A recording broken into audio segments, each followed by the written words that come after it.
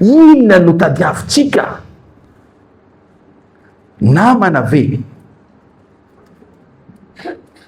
Fiadanana ara-nofo ve? Zanaka ve? Asa ve? Sa inona no tadiavina? Raha mihaona amin'ny Jesosy isika, raha mahita ny heriny, ny voninahitsiny zany Zanak'Andriamanitra izany tsika, dia hiova ny fomba fijerintsika.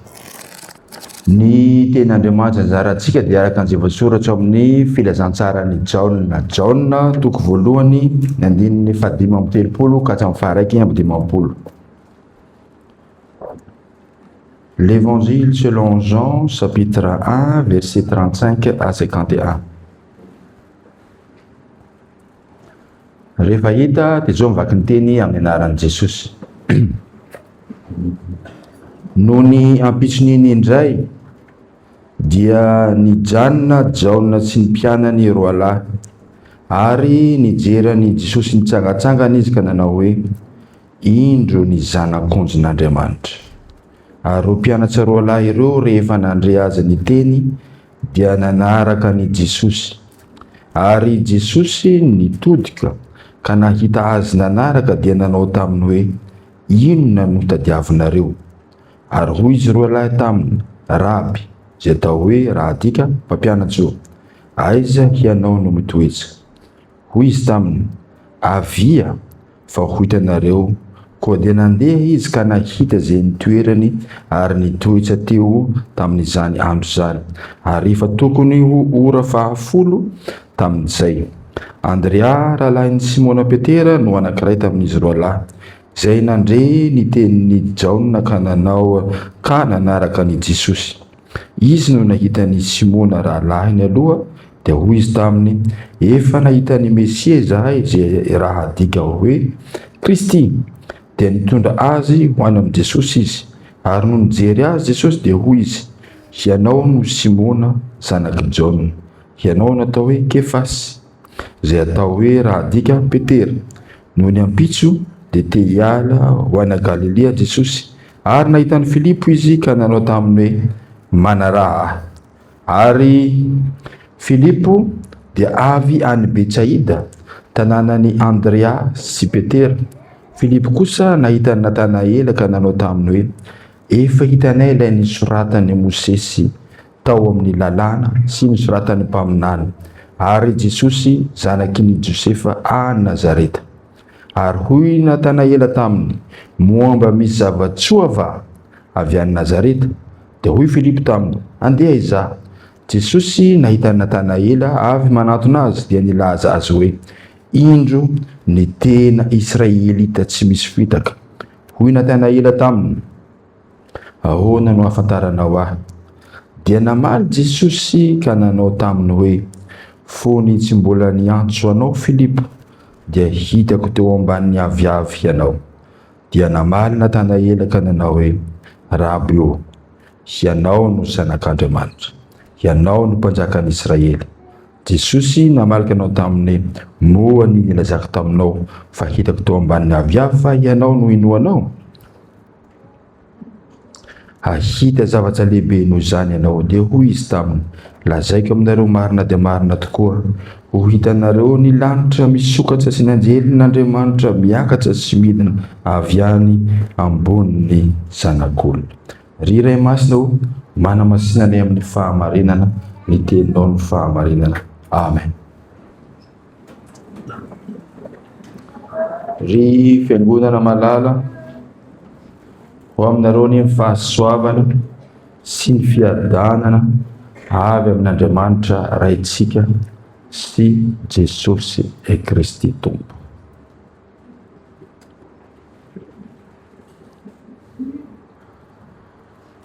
Ho an'ireo zay nanatsika ny fitsangatsanganan'ny fitandremana natao maly, dia nambara taony amin'ny atao hoe apôstoly. Araka ny fijerevantsika azy fa tsy ny fanazavana zao tontolo zao azy.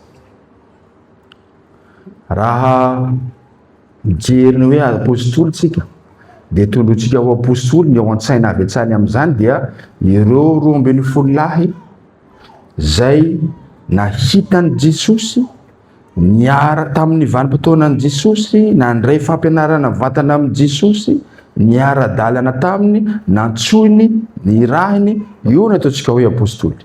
12 lahy fa nisy anankiray namadika azy dia nisoloana ny ngahy izay molena olo azy iny Matiasy. Ary misy anankiroa hafa koa zay apôstôly, ray amin'ireny lay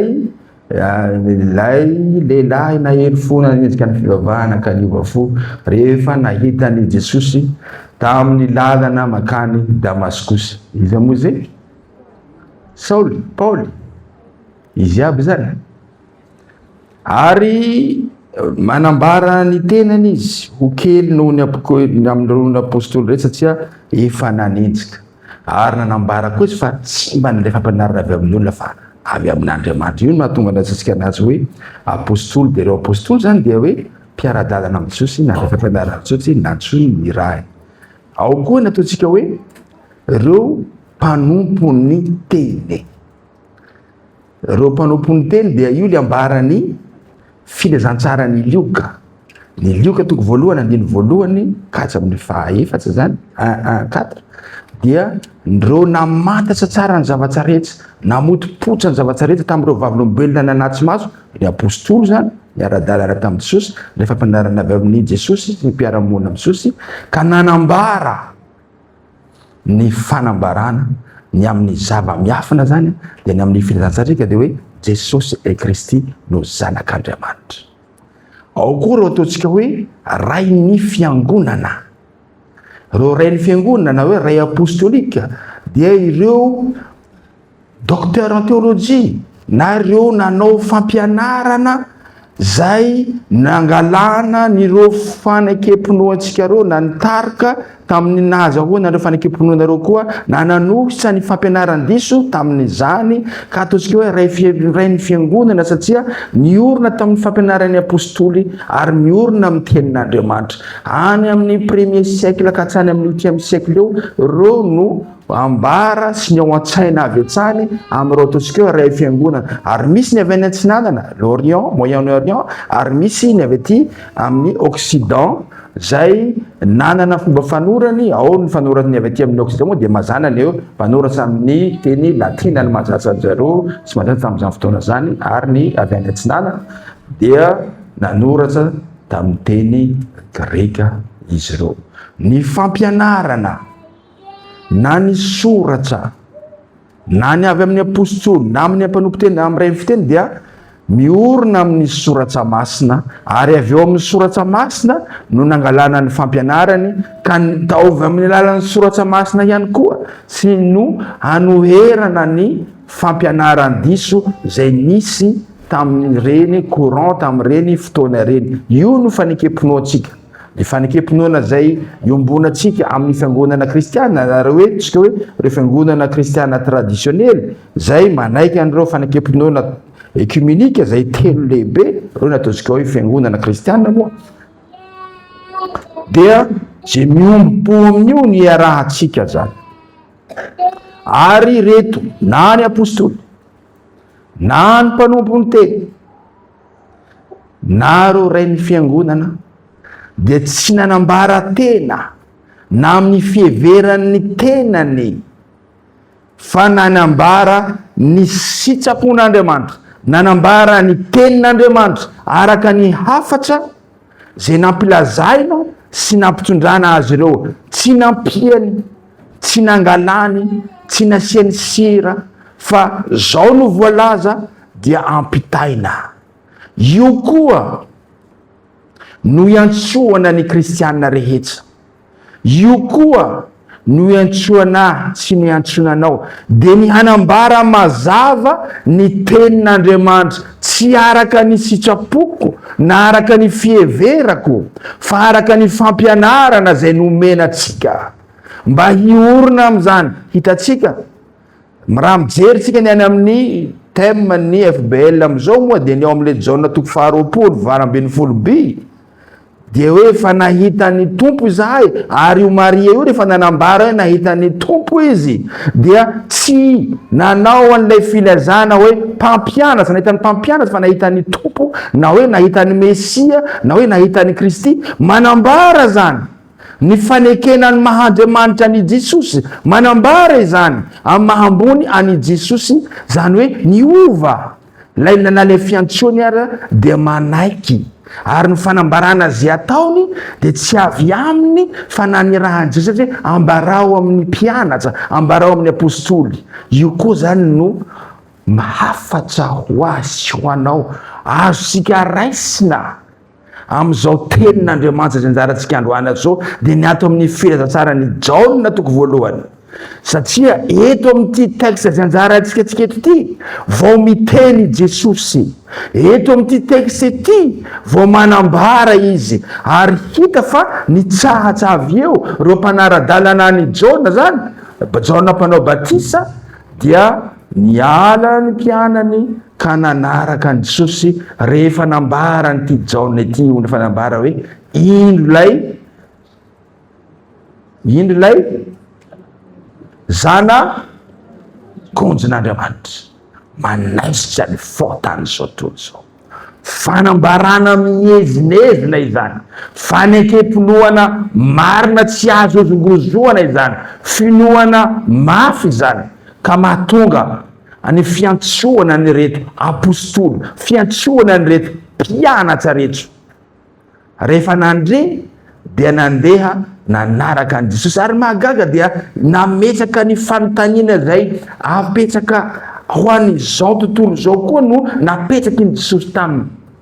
Tsy nantany hoe iza no notadiavinao fa hoana ozy izy, inona no tadiavinao, inona no tadiavinareo, inona no tadiaviny zao tontolo zao. Mipetraka aminitsika ity fanontaniana ity, inona no tadiavitsika eto amin'ity fiangonana ity, inona no tadiavitsika eo amin'ny fiainatsika, inona no tadiavitsika. Namana ve, fiadanana ara-nofo ve,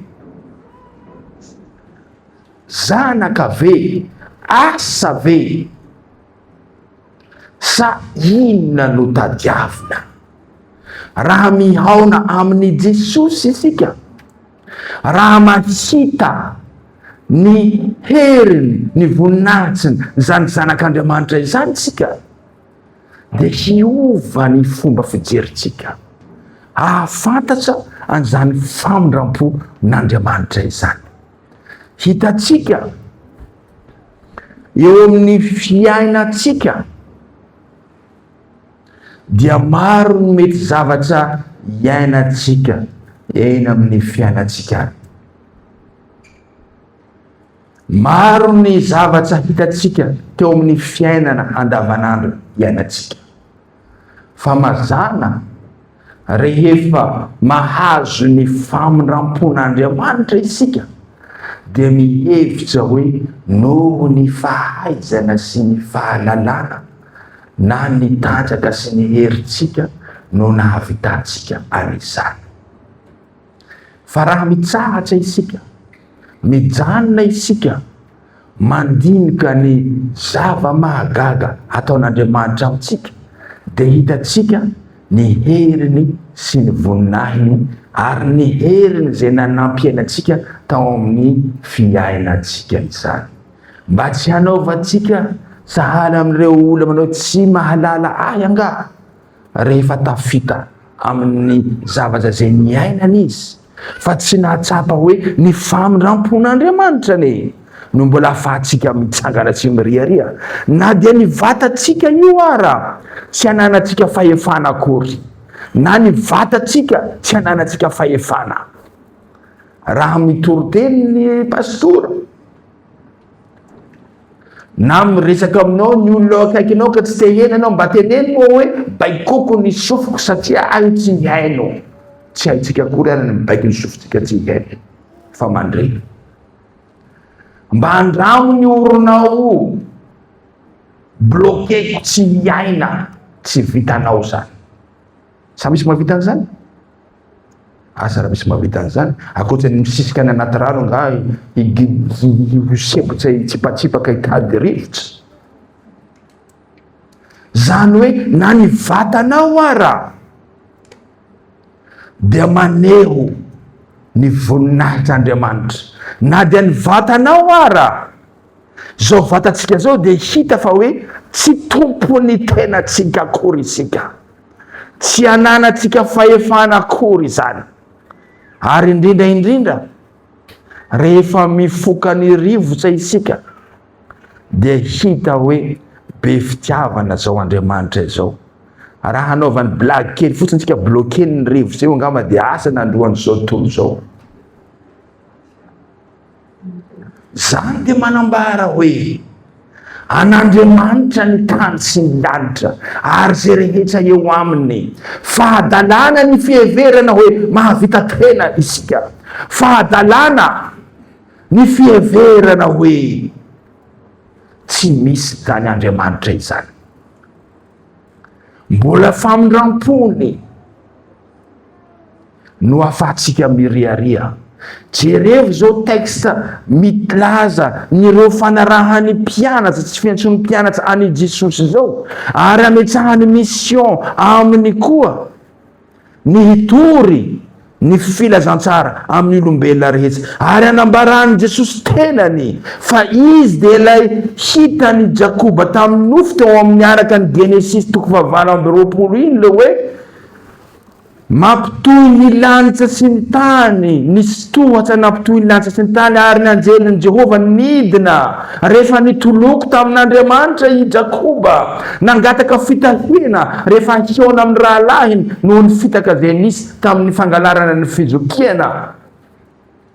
Mba hahazo famindram-po dia manambara tena Jesosy eto fa hoe izy no hampitohy ny lanitra, hampisy ny fihavanana amin'ny olombelona, hampisy ny fihavanana samy olombelona sy amin'Andriamanitra ray. Ka io nandroany Jaona azy hoe indro ilay Zanak'ondrin'Andriamanitra avy hanafaka n'izao tontolo zao amin'ny tsy fahamarinana, amin'ny tsy fahatanterahana, ka mitaona azy hanambara fa velona Jesosy nitsangana tamin'ny maty izy, avy hamonjy ny mpanota mibebaka, ary mitaona ny mpanota hanambara ny voninahiny, hanambara fa Andriamanitra tokoa izy, ary tsy ampiana, tsy araka amin'ny fiheverako azy fa araka nandidiany azy sy anadiany anao.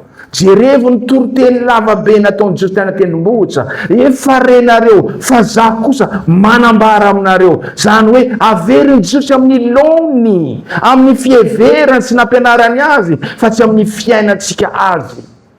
Tsy hanao fiheverana sahala amin'ny mba tsy haiko tiany henakisoa ny an'i Israely hoe reo mandeha any io fa zaho tsy tany, mbola tsy tany fa maniry no hoany hoentina mbavaka. Tsy azo hitsara ny kisoa ny tany masina, nefa miompy kisoa zareo, ataony ambony beton. Dia hoy ny olombelona hoe tsy manitsaka ny tany masina reny kisoa fa ambony beton.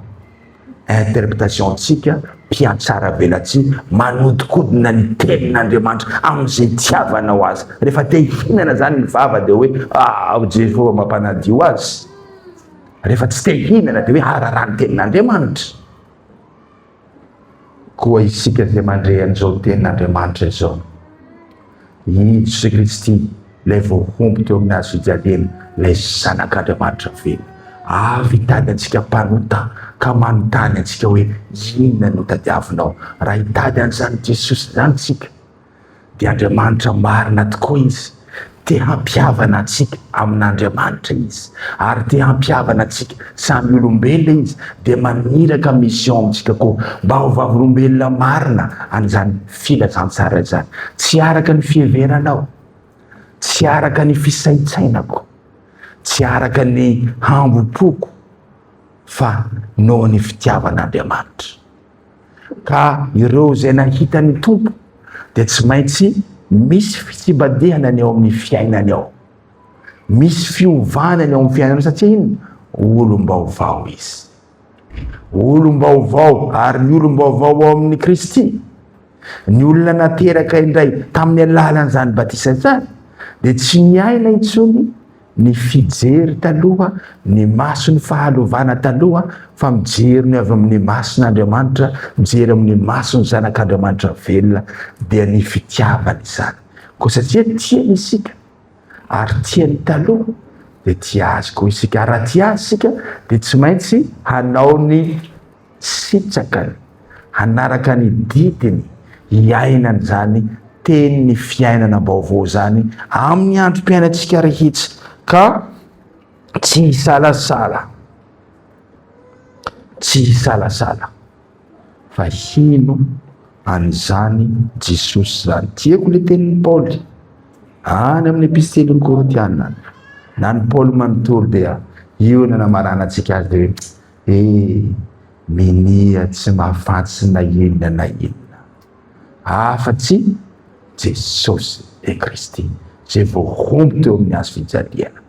Lay ten'Andriamanitra, tena olombelona tokoa, naka ny endrika mpanota mba hahafahany hanafaka antsika amin'ny tsy fahatanterahana. Sitraka ny hamonjeny antsika, ny hany ataontsika dia ny mino, ny hany ataontsika dia ny mangataka ny mba hoe omeny antsika zany finoana izany, ary handresy mivavaka amin'ny anaran'i Jesosy mba tsy ho vilivilin'ilay satana mpamitaka te handavo antsika, hampiala antsika amin'izany finoana izany ao amin'ny fotsika ao, ka hiara hibera sy hankalaza an'Andriamanitra izy.